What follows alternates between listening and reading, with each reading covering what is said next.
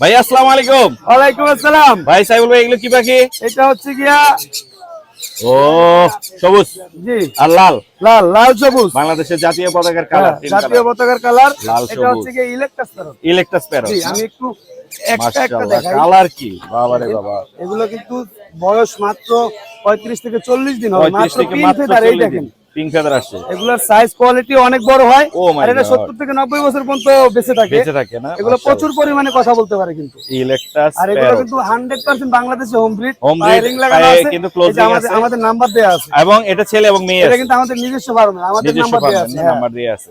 ছেলে এবং মেয়ে কনফার্ম জি জি করা। 100% ছেলে মেয়ে। এই যে আল্লাহ সবুজ কালার প্রদত্ত একটা ছেলে, ডিএনএ, এটা লাল ছেলে, কালার একটা মেয়ে। এটা মেয়ে।